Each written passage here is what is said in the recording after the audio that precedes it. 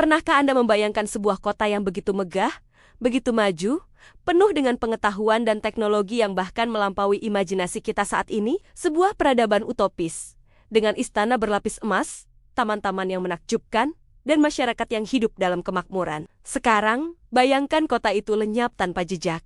Ditelan lautan hanya dalam satu malam. Inilah legenda yang telah memikat pikiran manusia selama lebih dari 2000 tahun. Kisah kota Atlantis yang hilang. Kisah ini pertama kali diperkenalkan ke dunia oleh salah satu pemikir terbesar dalam sejarah, filsuf Yunani, Plato, sekitar tahun 360 sebelum Masehi.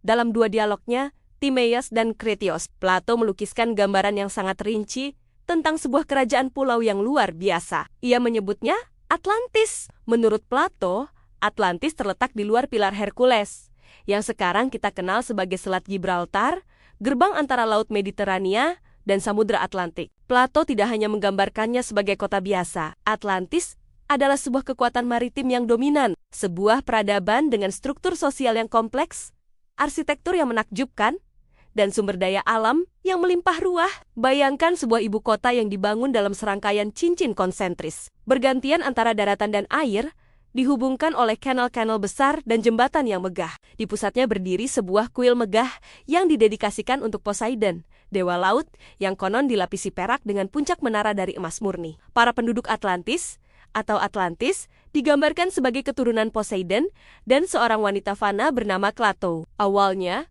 mereka adalah bangsa yang mulia, bijaksana, dan saleh. Mereka memiliki teknologi yang jauh di depan zamannya, mampu membangun struktur monumental dan mengelola sumber daya mereka dengan sangat efisien. Mereka memiliki angkatan laut yang kuat dan pasukan yang tak terkalahkan, memungkinkan mereka menaklukkan sebagian Eropa dan Afrika. Hidup mereka penuh dengan harmoni dan kemakmuran. Namun, seperti banyak kisah agung lainnya, kemakmuran membawa bibit kehancuran. Seiring berjalannya waktu, menurut Plato, sifat ilahi dalam diri bangsa Atlantis mulai memudar. Mereka menjadi serakah, sombong, dan haus kekuasaan. Ambisi mereka tidak lagi terkendali. Mereka melupakan kebajikan yang pernah mereka junjung tinggi dan mulai melancarkan perang untuk menaklukkan lebih banyak wilayah, termasuk Athena, kota asal Plato. Keserakahan inilah yang akhirnya mengundang murka para dewa. Zeus, raja para dewa, melihat kerusakan moral bangsa Atlantis dan memutuskan untuk memberikan hukuman yang setimpal. Dalam satu hari dan satu malam yang penuh dengan bencana gempa bumi dahsyat dan banjir besar seluruh pulau, Atlantis beserta peradaban gemilangnya ditelan oleh lautan, tenggelam ke dasar samudra, dan hilang selamanya dari pandangan dunia. Kisah ini berakhir dengan sebuah peringatan. Betapapun majunya sebuah peradaban, kesombongan dan keserakahan akan selalu menuju pada kehancuran. Selama berabad-abad, dunia akademis sebagian besar menganggap kisah Atlantis sebagai sebuah alegori atau fabel moral yang diciptakan oleh Plato. Tujuannya bukan untuk mencatat sejarah, melainkan untuk menyampaikan pesan filosofis tentang negara yang ideal, bahaya imperialisme, dan pentingnya kebajikan. Plato mungkin menggunakan Atlantis sebagai cermin bagi Athena untuk mengingatkan bangsanya sendiri tentang konsekuensi dari keangkuhan. Dalam pandangan ini, Atlantis tidak pernah benar-benar ada. Ia hanyalah sebuah alat sastra yang brilian. Namun, daya pikat kota yang hilang ini terlalu kuat untuk diabaikan begitu saja. Sejak zaman Renaissance hingga era penjelajahan modern, banyak orang mulai bertanya-tanya, bagaimana jika Plato tidak sedang berdongeng? Bagaimana jika ia benar-benar menceritakan kembali sebuah sejarah lisan kuno yang diwariskan kepadanya? Pertanyaan ini membuka pintu bagi ratusan teori dan ekspedisi yang tak terhitung jumlahnya untuk menemukan lokasi Atlantis yang sesungguhnya. Salah satu teori yang paling populer menghubungkan Atlantis dengan peradaban Minoa di Pulau Kreta dan letusan gunung berapi Thera sekarang. Santorini sekitar tahun 1600 sebelum Masehi, letusan ini adalah salah satu bencana alam terbesar dalam sejarah manusia, menciptakan tsunami raksasa yang menyapu pesisir laut Aegea. Teori ini menyatakan bahwa peradaban Minoa yang maju, dengan istana-istananya yang megah dan budaya maritimnya yang kuat, adalah inspirasi nyata di balik legenda Atlantis. Tsunami dan abu vulkanik yang melanda bisa jadi adalah banjir yang menenggelamkan Atlantis. Lokasi potensial lainnya tersebar di seluruh dunia,